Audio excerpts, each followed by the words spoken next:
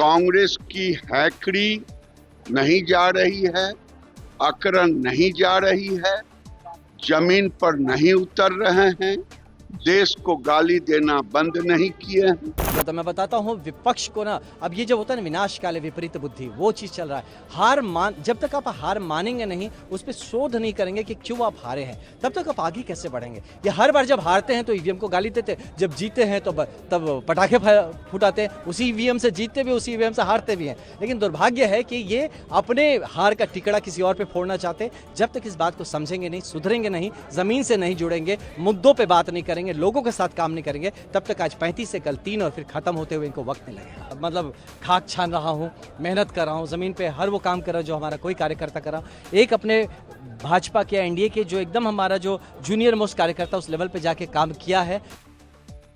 बिहार में इस वक्त 10वीं बार नीतीश कुमार के शपथ ग्रहण की तैयारियां जोरों शोरों से चल रही हैं। जहां एक तरफ भारतीय जनता पार्टी अपने तमाम विधायकों के साथ बैठक कर रही है, तो वहीं नीतीश कुमार ने भी आज अपने विधायक दल की बैठक में उनको विधायक दल का नेता चुना गया। लेकिन इन तमाम विधायकों में एक खास विधायक थे, बक्सर से आने वाले आईपीएस रहे आनंद मिश्रा। जी, आनंद मिश्रा नौकरी से अलग होने के बाद राजनीति में आए और चुनाव जीतकर अब विधायक हो गए हैं। ऐसे में आनंद मिश्रा से जब बात की गई कि आखिर नौकरी के अलावा राजनीति में आना कितना कठिन था, तो सुनिए उन्होंने क्या कुछ कहा। जो राजनीति में एक जो परंपरा है, जो इसका अपना कल्चर है, उसको आप साइड करके जस्ट बिकॉज आप आईपीएस हैं या कोई बहुत बड़े धन्ना सेठ है या कुछ है, तो इससे आप यहाँ सफल हो जाएंगे, ये कतई नहीं हो सकता है। जिस तरीके से आज नेता चुना गया सम्राट चौधरी को और उप नेता चुना गया विजय सिन्हा जी को, उनको लेकर जी, ये बहुत ही अच्छी बात है। उनके नेतृत्व में हम पिछला चुनाव लड़े हैं, जीते हैं। उनके नेतृत्व में बिहार ने रफ्तार पकड़ा था। उनके नेतृत्व को जनता ने सराहा और माना है। वो खुद अपने अपनी सीट्स पे मजबूती से जीते हैं, तो इसलिए इनका हमें आगे भी मार्गदर्शन मिलेगा, नेतृत्व मिलेगा, इस बात की हमें बहुत ही खुशी है। विपक्ष से लगातार सवाल कर रहा है ईवीएम को लेकर और वोट चोरी को लेकर, फिर वो आरोप। दुर्भाग्यप्रद, मैं बताता हूँ विपक्ष को ना, अब ये जो होता है ना विनाश काले विपरीत बुद्धि, वो चीज चल रहा है। जब तक आप हार मानेंगे नहीं, उस पर शोध नहीं करेंगे कि क्यों आप हारे हैं, तब तक आप आगे कैसे बढ़ेंगे। ये हर बार जब हारते हैं तो ईवीएम को गाली देते, जब जीते हैं तो तब पटाखे फुटाते हैं। उसी ईवीएम से जीतते भी, उसी ईवीएम से हारते भी हैं। लेकिन दुर्भाग्य है कि ये अपने हार का टिकड़ा किसी और पे फोड़ना चाहते। जब तक इस बात को समझेंगे नहीं, सुधरेंगे नहीं, जमीन से नहीं जुड़ेंगे, मुद्दों पे बात नहीं करेंगे, लोगों के साथ काम नहीं करेंगे, तब तक आज 35 से कल 3 और फिर खत्म होते हुए इनको वक्त नहीं लगेगा। कल ओथ सेरेमनी है, प्रधानमंत्री है और सभी बड़े लोग हैं, वो सभी लोग आ रहे हैं, भव्य समारोह का रूप ले रहे हैं, क्या कहें?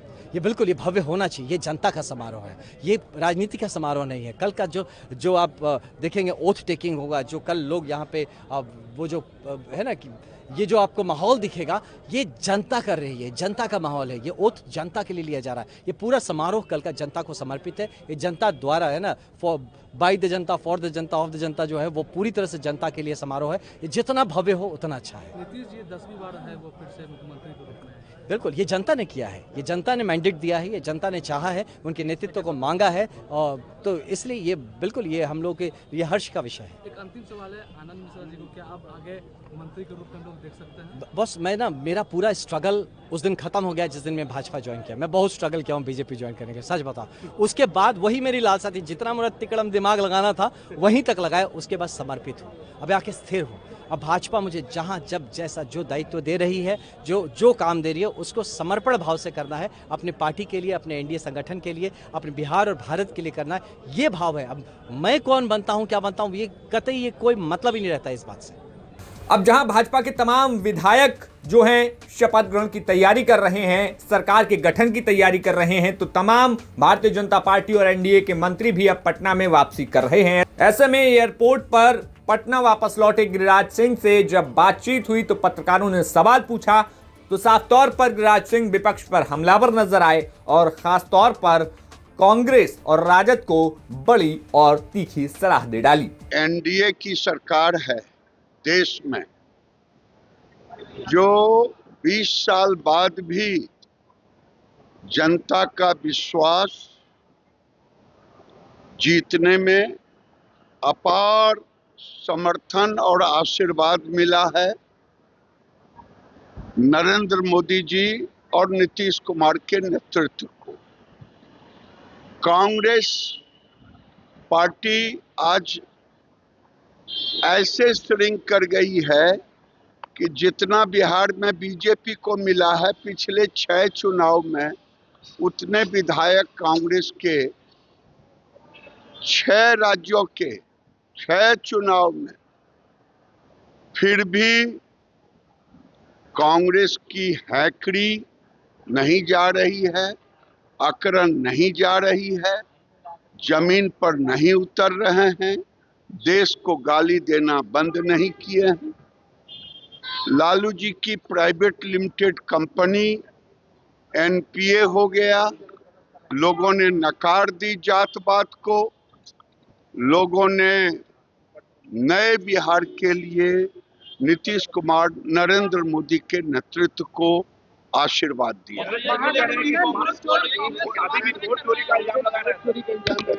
ये तो जाना हुआ है, अपने कद जनता ने नकार दिया, इसको स्वीकारना चाहिए, जनता से माफी मांगनी चाहिए, ये कदम करें, अकरन मत रखें, झूठ मत बोलें।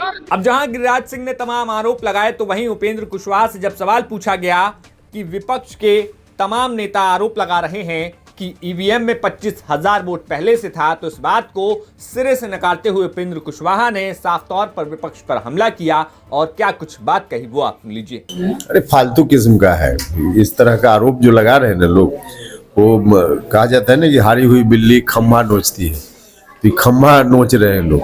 जनता ने जो वोट दिया, जिसको जिताया, स्वीकार करना चाहिए विपक्ष के लोगों को। प्रजातंत्र में यही होता है, लेकिन अनर्गल बिना मतलब का बेबुनियाद आरोप लगा रहे हैं, इससे और उनकी साख जनता की नजर में गिर रही है। इस पर क्या टिप्पणी की जाए। प्रशांत किशोर ने कहा था कि जेडीयू के अगर 25 से ज्यादा आते तो मैं संन्यास ले लूंगा। अभी कह रहे हैं कि 2 लाख रुपया देकर जो वादा किया दे तो मैं संन्यास ले लूंगा। अब जाकर उनसे न पूछिएगा कि अब क्या करेंगे वो। चलिए, ममता बनर्जी के जो भतीजा हैं, जो एमपी हैं, उन्होंने कहा है कि अगर इसी एसआईआर को लेकर कहा है कि अगर इसी चुनावी से अगर एमपी बने हैं तो एमपी पहले लोकसभा का उनको भंग किया जाए, फिर उसके बाद आगे की बात करेंगे, आगे के एसआईआर को लेकर चर्चा की जाएगी। जो लोग भी आरोप लगा रहे हैं कि वोट चोरी से लोग जीत रहे हैं, तो पहले जो विपक्ष के एमपी लोग भी जीते हैं, तो पहले उनको रिजाइन करना चाहिए विपक्ष के एमपी लोगों को, इसके बाद बात करनी चाहिए। आज की बैठक को लेकर सब जगह बैठक, तो बैठक तो सामान्य प्रक्रिया है ना। गवर्नर साहब के यहाँ दावा करना है, नई सरकार बनानी है, तो स्वाभाविक रूप से बैठक, अलग अलग पार्टी के विधायक दल की बैठक, फिर एनडीए विधायक दल की बैठक, तो सामान्य प्रक्रिया है जो हो रही है। मोदी जी ने कहा था कि बिहार से गंगा बह के बंगाल की तरफ जाती है, तो क्या बीजेपी प्रचंड जीत की तैयारी बंगाल में भी कर रही है? देखिए, अभी बिहार में जीत की खुशी है जनता के बीच भी, बाकी स्वाभाविक रूप से इसका असर अगल बगल के राज्यों पर तो पड़ेगा ही। जैसे सर जेएमएम का जो आपका जनता मुक्ति झारखंड मुक्ति दल है, जो अभी बैठक में कहने के लिए इंडिया गठबंधन को लेकर बात चल रही है कि आरजेडी और कांग्रेस के साथ मिलकर अगला चुनाव लड़ा जाए या ना लड़ा जाए, और विचार कर रहे हैं। तो वो तो उनका विषय है, पहले विचार करें उसके बाद ही ना। फिलहाल 20 नवंबर को नीतीश कुमार 10वीं बार मुख्यमंत्री के तौर पर शपथ लेंगे। ऐसे में तमाम राज्यों के एनडीए के जो सहयोगी दल हैं, उनके मुख्यमंत्री मौजूद रहेंगे। साथ ही साथ प्रधानमंत्री नरेंद्र मोदी की मौजूदगी में ये शपथ ग्रहण समारोह होगा। अब देखना होगा कि सरकार के गठन में किन किन लोगों को मंत्री पद की शपथ दिलवाई जाती है और किन को कौन सा विभाग दिया जाता है। ब्यूरो रिपोर्ट, बिहार तक।